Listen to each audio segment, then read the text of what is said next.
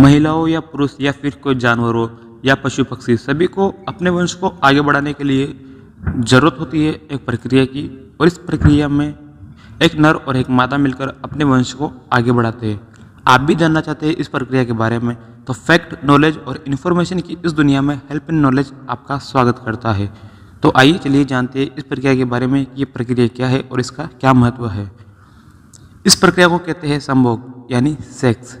इस शब्द को आप सभी ने जरूर सुना होगा, और अगर अभी तक आपने इस शब्द को नहीं सुना है तो आज सुन भी लीजिए और इसको समझ भी लीजिए।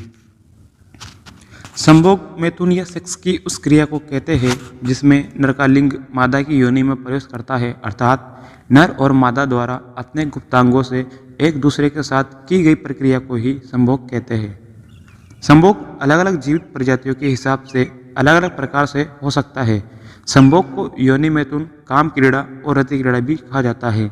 सृष्टि में आदि काल से यानी जब से जीव की उत्पत्ति हुई है तब से लेकर आज तक संभोग का मुख्य काम वंश को आगे बढ़ाना व बच्चा पैदा करना रहा है।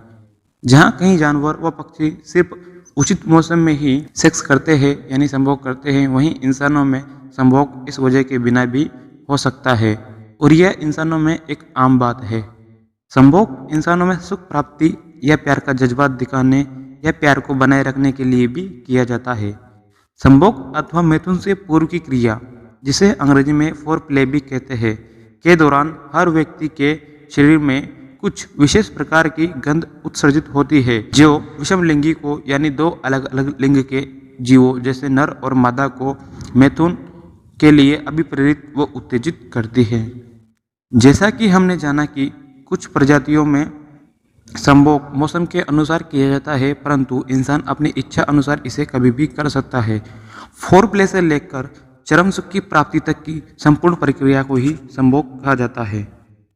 बस शर्त है कि लिंग व्यवहार का यह कार्य विषम लिंगियों के बीच यानी नर और मादा के बीच हो रहा हो। कहीं ऐसे प्रकार के संभोग भी है जिनमें विषम लिंगियों की जरूरत नहीं होती है, जिनमें लिंग का उपयोग नर और मादा के बीच नहीं होता है, जैसे मुख मैथुन अथवा गुदा मैथुन। उन्हें मैथुन तो कहा जा सकता है परंतु संभोग कभी भी नहीं। ये सभी प्रकार के मैथुन अस्वाभाविक अथवा अप्राकृतिक व्यवहार के अंतर्गत आते हैं, या फिर संभोग के साधनों के अभाव में उन्हें केवल मनुष्य की स्वाभाविक आत्मसंतुष्टि का उपाय ही कहा जा सकता है, परंतु संभोग नहीं। संभोग का अर्थ है सम प्लस भोग, अर्थात बराबर का भोग। संभोग यानी सेक्स शब्द से तात्पर्य है वह रति क्रिया जिसमें स्त्री और पुरुष एक समान अभिलाषा, एक समान इच्छा और एक समान गति से एक समान आनंद प्राप्त कर सके, उसे संभोग कहते हैं। तो दोस्तों, ये थी संभोग से यानी सेक्स से जुड़ी संपूर्ण जानकारी जो हमने आपको दी। आशा करते हैं कि आपको ये जानकारी पसंद आएगी।